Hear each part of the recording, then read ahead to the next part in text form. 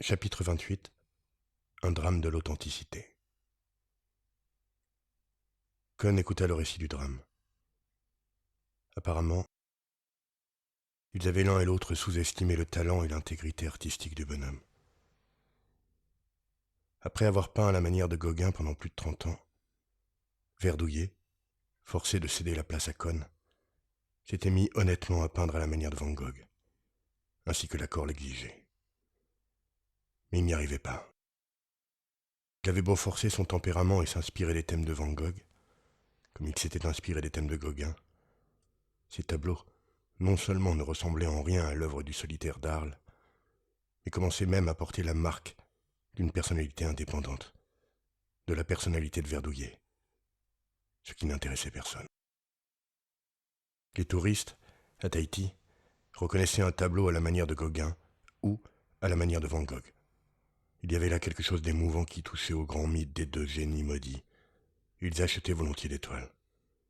Mais ils n'avaient aucune envie d'acquérir un Verdouillet. Cela ne ressemblait à rien et n'avait aucun rapport avec leurs connaissances historiques. Verdouillet était devenu un peintre original, et c'était la pire chose qui pouvait lui arriver. Personne ne comprenait rien à ce qu'il faisait. Puccioni n'amenait même plus les touristes dans son atelier. Verdouillet avait beau accentuer sa ressemblance avec Van Gogh, on le voyait traîner dans les rues de Papette, sa barbiche rousse, ses yeux bleus désespérés et son chapeau de paille. Ses toiles continuaient à ne ressembler à rien, c'est-à-dire ressembler à Verdouillet. Finalement, Bizien eut un geste résigné. Il est à l'hôpital. Cet imbécile a fini par se couper une oreille, dans une crise d'authenticité. Cohn crut un moment que Bizien se foutait de lui. C'était d'une telle beauté qu'il était difficile de ne pas voir là une petite improvisation de son compère. Il jeta un coup d'œil méfiant à Bizien, régla lui-même l'addition, dans un moment de distraction, et se précipita à l'hôpital. Il trouva Verdouillet, étendu sur son lit, un bandage autour de la tête. Le peintre, frappé d'authenticité, leva sur Cohn un regard coupable. « Ça ne venait pas, » murmura-t-il. « Tout ce que j'arrivais à faire, c'était de lui verdouiller. » Cohn se tenait debout à côté du lit, profondément impressionné. Il se sentait effleuré par le souffle d'une véritable grandeur. Il n'avait jamais vu personne pousser aussi loin le besoin d'intégrité artistique.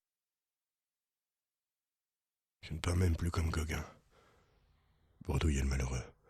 « Vous vous rendez compte? Je peins comme Verdouillet. Qui est-ce qui va acheter un Verdouillet? J'ai perdu mon talent. Voilà. Ça va peut-être revenir, dit Cohn. Vous croyez? Tous les peintres subissent des influences.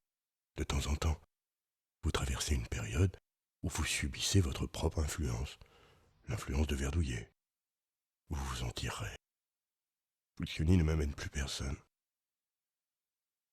Je vais crever de faim. Je vais m'occuper de vous, lui promit Cohn. Essayez de faire de jolis paysages tahitiens. Je ne peux pas.